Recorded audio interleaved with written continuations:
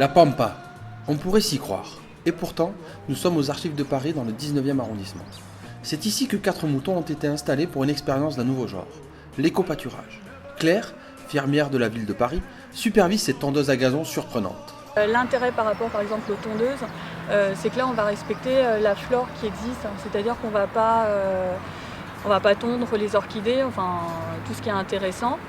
Elles sont moins bruyantes, ça crée un lien social. On essaye de protéger, voire d'améliorer la biodiversité qui existe sur le site.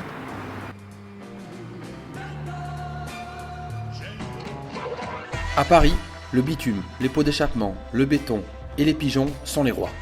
Paris est loin derrière les grandes villes européennes avec seulement 14 mètres carrés d'espace vert par habitant. Dérisoire comparé aux 45 mètres carrés des Londoniens et 321 mètres carrés des Romains. Pourtant, la ville compte environ 450 espaces verts. Cela représente moins d'un quart de sa superficie. Cette verdure est de nature artificielle. Constamment exploitée par l'homme, ces espaces verts sont sous contrôle. Aujourd'hui, la biodiversité consiste à redonner un pouvoir à la nature, lui donner un petit coup de pouce afin qu'elle existe d'elle-même. Des solutions existent, mais invisibles pour nos yeux. Pourquoi? Et surtout, comment la nature reprend-elle ses droits? Laboratoire de la biodiversité, la ferme de Paris se situe dans le bois de Vincennes. Cette exploitation agricole est gérée suivant les pratiques de l'agriculture biologique.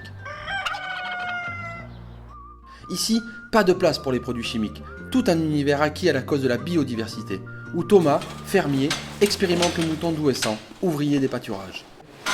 C'est un animal qui est très léger, donc qui ne va pas abîmer le terrain et qui en plus ne va pas déranger la faune sauvage pour les reproductions, notamment les oiseaux.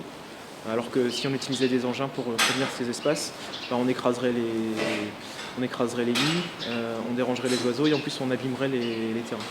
Donc il a retrouvé en fait une utilité et donc c'est un mouton qu'on retrouve maintenant dans ces espaces-là, donc tout ce qui est espace naturel, maintenant aussi dans les espaces verts, parce que c'est un animal justement comme l'expérimentation qui est aux archives, qu'on va retrouver justement pour l'entretien des espaces verts.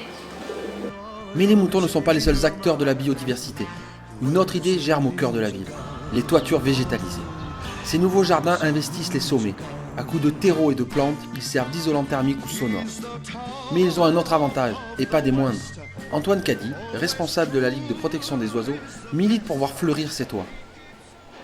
Il y a très peu d'espaces qui sont dédiés à la biodiversité où il va falloir être malin pour faire rentrer cette nature sur des toitures, sur des murs végétalisés. Et donc l'enjeu pour cela, tant pour les services écologiques que pour l'homme et que pour le fonctionnement de l'écosystème ville finalement, il faut qu'il y ait la nature en ville.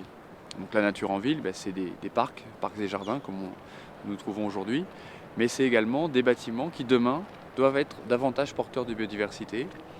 C'est le cas par exemple à Beaugrenelle, des 6000 m² de toitures végétalisées qui viennent d'être inaugurées. Là l'enjeu c'est vraiment de pouvoir stocker de l'eau, de pouvoir participer au fonctionnement du bâtiment, en particulier sur les aspects thermiques, mais c'est également, par cette couche herbacée de surface, permettre finalement à la photosynthèse de se maintenir et donc à des insectes, à des oiseaux, d'être également présents en plein cœur de la ville. Antoine Caddy n'est pourtant pas le seul à y croire. D'autres ont pris les devants avec les insectes. L'Assemblée nationale, le Grand Palais, la Tour d'Argent, ces monuments ont un point commun, les abeilles. On ne l'aurait pas deviné, mais des ruches sont perchées sur les toits. On en compte environ 300 à Paris. La Tour d'Argent en possède 6. Virginie, responsable de la communication, s'enthousiasme de ses étranges voisins.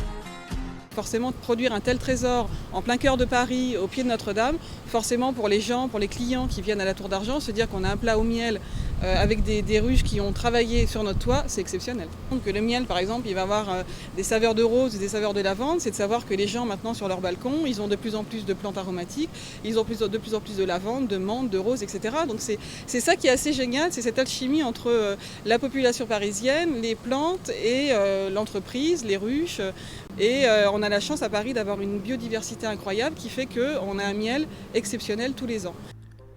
Et cette biodiversité termine dans nos assiettes. Des produits faits maison et savoureux. Cette biodiversité ne se retrouve pas que dans nos parcs ou sur nos toits. Potagers, balcons fleuris sont des moyens d'agir à notre échelle. Ainsi, chacun peut devenir un éco-citoyen. Et peut-être qu'un jour, nous nous réveillerons comme ça.